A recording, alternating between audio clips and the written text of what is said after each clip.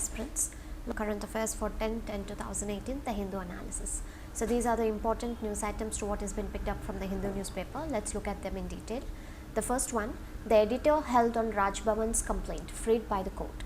So here we have the editor of Tamil magazine, Mr. Nakiran. He was actually being arrested in Chennai under the section 124 of the IPC.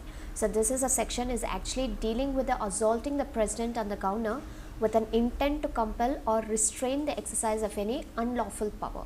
So this is the kind of a complaint, and right now to what he's been, so based on the complaint from the Raj Bhavan, he's been set free now from the magistrate in the evening. So he was being arrested and right now he's been set free. He's not been under the bars right now. So here he was actually publishing a defamatory reports, and these reports are with respect to where the Raj Bhavan official and also the governor, they had links with Nirmala Devi. So she was actually an assistant professor who was arrested in April on the charges of attempted trafficking of college girls. So this is a case to what they are actually connecting the governor on the senior Raj Bhavan official. So based on this, Raj Bhavan had given the complaint on the editor of Tamil magazine, Mr. Nakiran, and he was behind the bars, and right now he's been set free. So this is about it. And they were also telling that the publishing of the 3 articles were done in April and September. 2 was in April and 1 was in the month of September. So this is a clear one which shows the intention of inducing and also compelling His Excellency the Governor of Tamil Nadu to refrain from exercising his lawful powers as a governor. So we know that Tamil Nadu is often been under tussle with the chief ministers and the governor who has been appointed there, the other rest of the ministers. So here they are saying that this is something where they are trying to compel and refrain from doing to what he has to do as a lawful powers in the post of the governance. So there is one important aspect. So this is the first news.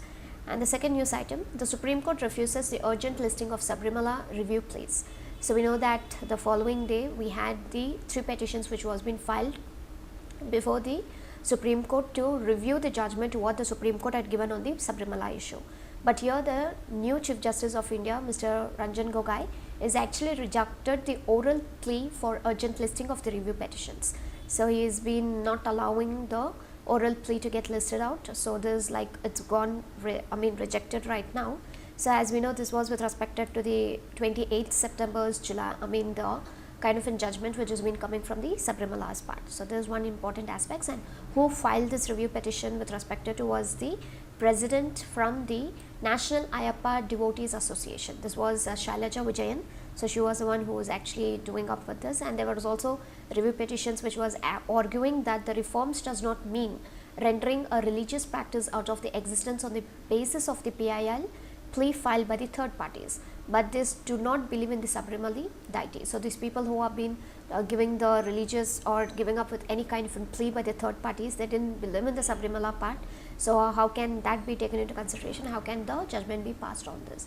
So this was one of the statements to what they had mentioned in the petition by filing for a review. So this is about it. Just that know that they have rejected the oral plea right now. That is more than sufficient.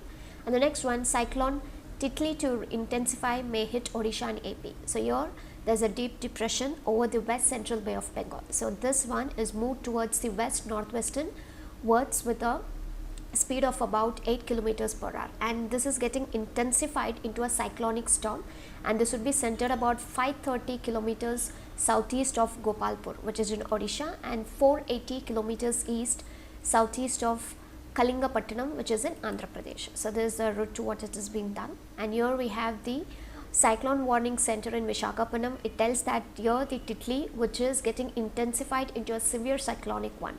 So this is going to get more severe in the next 24 hours, and this will move towards the northwesternwards from most important times. And this is the one which crosses the Odisha and then goes on, and you will have a devastation following on the October 11th morning. And the IMD has also said that the gale and the wind speed, which is reaching about 40 to 50 kilometers per hour and gush touch 65 kilometers per hour, is likely to commence along the and off the coast of North Andhra Pradesh, Odisha, West Bengal coast from Tuesday night. So this with respect to these are the areas which should be affected with the Ticklis, which is getting advanced into a severe cyclonic storm. So this is the situations about the Ticklis. So this is about it. And next one, the families of Supal students live in fear of further attacks. So they were the schoolgirls who was actually moving on to Kasturba Gandhi Residential School. So this is actually a school which is meant for the poor students from SCSTs and OBC categories and other minority communities, and also the people who are having the BPL cards. So as the schoolgirls, they were moving on to the schools there were a group of boys who used to harass them on that particular aspect. Here the families and also the girls had been protesting, which alleged on the harassments. So after 3 days of their protest, there was an incident where 34 school girls were actually brutally assaulted by the mob of men, boys and also the women, for protesting against the harassment by the boys who have been doing in the Supaul districts of Bihar. So this was something where a kind of fearsome is being brought before the people, and most of the people, and one girl is Jyoti Kumari. She was also being brutally assaulted by the mob, the men and also the women who was being protesting there, and this is the situation is getting worse, and they're just seeking to get a proper support, and they were like the fears have been still storming over the villages right now. So this is a situation. So whoever is going against the situations of harassment, again there is a mob which is getting gathered and protesting on the people who are protesting. Now the harassment is being on them, and also the attack is happened in return.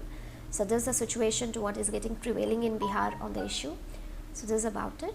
And 9 dead, 14 injured in Bhilai steel plant blast. So in the Bhilai steel plant blast in Chhattisgarh, there were 9 employees and 14 people were injured, and they have been under critical situation in the hospitals, and they have been getting admitted and getting the treatment out there. So here if you see this particular explosion which we are talking about, it is actually the one which has been connected to the gas pipeline, and this is to the coke oven section of the plant in the Bhilai town, and this was almost like 30 km away from the Chhattisgarh capital Raipur. So this is the situation to what is there, and there is an explosion and the people have lost their lives. So again this is one of the important aspects. And next one, Indian roads claim more cyclists. So here you have the fatalities in terms of the road user categories. So you have the deaths in 2016 compared with the deaths in 2017, and there's a comparisons right here with the pedestrians, two-wheelers, cars, taxis and the buses. So here we have the pedestrians and the cyclists who have been suffering the biggest spike in the fatalities in the road accidents across the country in 2017. So there is an overall fatalities in the road accidents and the total count of such incidents which has been declined marginally.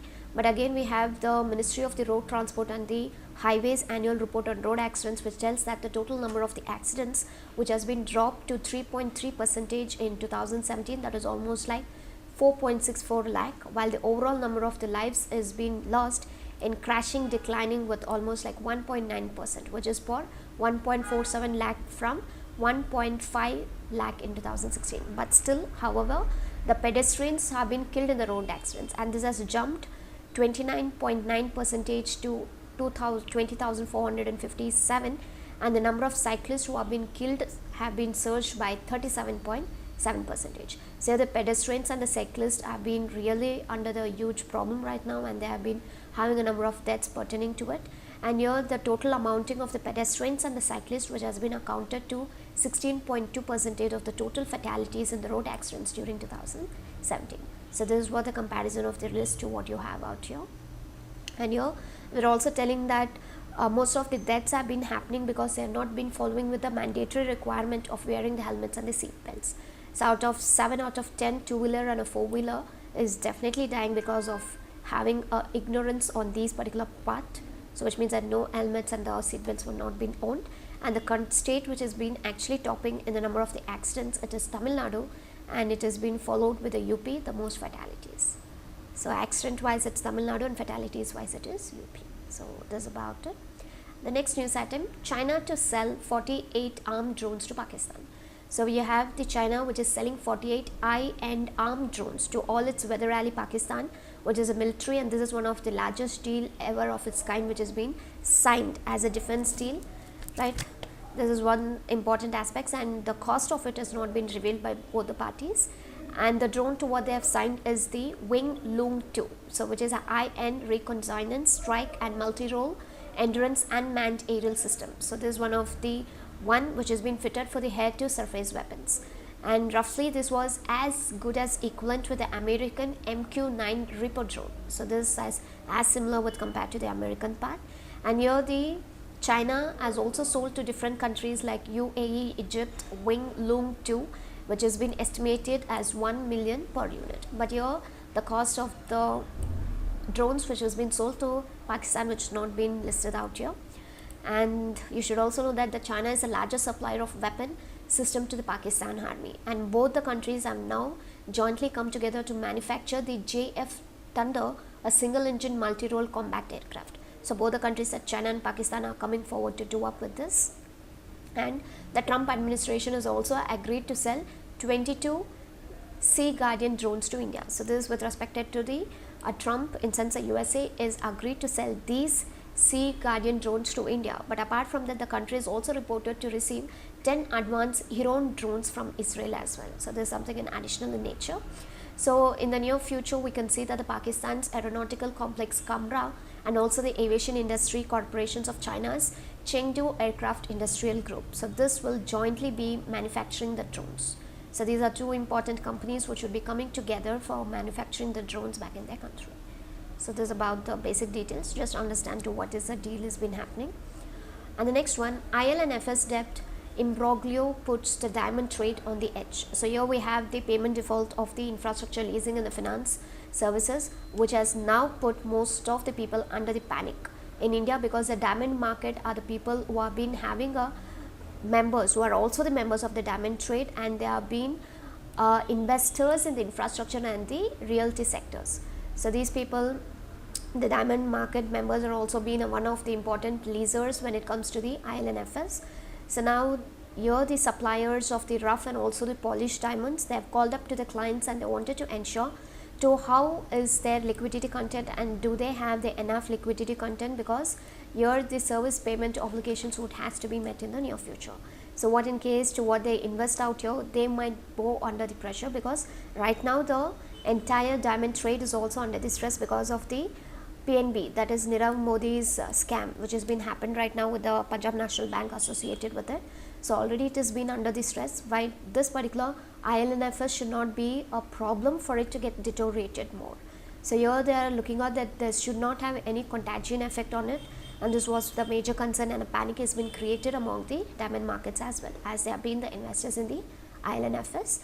And one important relief to what is been coming to the diamond market industries is that a new appointment to what the government has taken to constitute the leadership of the particular IL&FS, and also the different peoples like Uday Kotak has been taken part. He has been constituted newly, and he would be the one who would be tackling up with the problems to what has been associated with the defaulting systems. So this was something where they can take the breath for the trade, and that was actually making them to feel a little more comfortable and compared to the present scenarios which is happening with the IL&FS. So this is about the situations and how the things might get spread over, contagious over one situation to the other situations. So this is about it. So near future it might be tangled completely. That is the main concern here. And next one, IMF projects India growth at 7.3% in 2008 and 7.4% in 2019. So here the world outlook, that's economic outlook, is the important report to what the IMF would be releasing. So as per this report to what is being released now, it has been projecting that India as to be grown under 7.3% in the year 2018 and 7.4% the next following year, that is in 2019. So here it has been predicting that India would be able to regain the tag to be as a world fastest growing major economy this year. So it was actually surpassing the China with more 0.7 percentage points, and the last year in 2017 India had almost like 6.7% as a growth rate. So India is being termed to be as the fastest growing major economy. So by this particular year it will be coming back with the same name to what it had in the near future. And they were also highlighted few important reforms to what had happened back in India. For example, it is a GST, which was been a reformal change, inflation targeting framework, IBC code, and the steps which has been taken to liberalize the foreign investment and make it easier to do the businesses. So taking all this into consideration, they're projecting that India might be again going back to the faster growing economy in the world. And here they were also talking about the acceleration which has been reflected to rebound from the transitory shocks with strengthening investments and or robust private consumptions. So China was the fastest growing economy in 2017 as India lost it, and IMF has lowered the growth projection for both India and China right now. So it is like 0.4% and 0.3% respectively, and this is as per the annual April's World Economic Report of the IMF. So these are projections to what has been standing on India for 2019 and 18 respectively. So this is about it. And the question in your preliminary was directly asked. So the WEO, that is World Economic Outlook, is a report which has been published by whom? So the question, the answer should be the IMF. This is how the question comes. You can just look on to your previous year question papers. And next, WhatsApp builds the payment data system for local storage. So here we have the RBI in the month of April this year. It has actually directed the payment system operators of the particular WhatsApp to store the data, including the full and end-to-end transaction details and informations collected within India itself. And this was a deadline which means given like 6 months till October 15 to compile. On head of this right now, here the RBI's data localization norms to what is being called as a Facebook owned WhatsApp is now ready to build a system in India to store the payments related to data locally. To what it got as intimation from the RBI the April this year, now it's saying that we have been ready with storing the payment details related to India locally in India as well. So this is one important aspects, and there is a store payments which would be related to locally in India. So the system again. And here they were also looking and hoping to be that they wanted to contribute the country's financial inclusion goals as well. So they are hoping that they wanted to expand the future and whole for the India, and also they wanted to contribute in the financial inclusion goals of the country as well. And in meanwhile, they were also talking about like few people happy with the welcome of the move of what the RBI did it, for example Paytm, and few people like global players and industries have actually opposed to what the RBI had made it as a mandatory of the localization of the data of the customers. So here we have the Finance Minister Arun Jaitley and the RBI Deputy Governor BP Kanungo. He is the one to discuss with the data localization norms. So what kind of a norms and data localizations they have to frame it on. So they would be coming on to the discussions to get in more touch with the norms to what they have to put on. So this is about it, and this was repeatedly there in the news, and now it's been finalized. The next one, Lockheed and Tata meet local suppliers to source the F-16 parts. So we have the Lockheed Martin. So it is one of the listed firm in the New York Stock Exchange, and it is actually Taiwan supplier of F-16 fighter. So this would be meeting about 70 Indian micro, small and medium enterprises to gauge the potential for making the components for the aircrafts in India. So this would be the one which will be making the aircrafts in India back in here. And here it will be an unmatched opportunities for the Indian companies of all sizes, including the micro, small and medium enterprises, and also the suppliers throughout the India, to establish a new business relationship with the Lockheed Martin, Tata and other US and global industry leaders. So there is an exclusive F-16 production which would be integrates the Indian industry with almost like $165 billion fighter aircraft sustainment market. So here the two companies, one is the Lockheed and Tata meet, they would be coming together to explore more on F-16 fighters, and they're getting in touch with the 70 Indian micro, small and the medium enterprises. So it will be a bunch of opportunities which would be given to all people irrespective to whether it's small, micro or for the medium enterprises. So here we'll be having an almost a billions of $165 billion would be projected with the Indian industries. And the two companies are here to explore the opportunities and also share the knowledge with the other global suppliers. So where they wanted to make a proper aircraft manufacturing ecosystem, and this is also one of the important potential where they would help India to build a new capabilities in the defense manufacturing sector as well.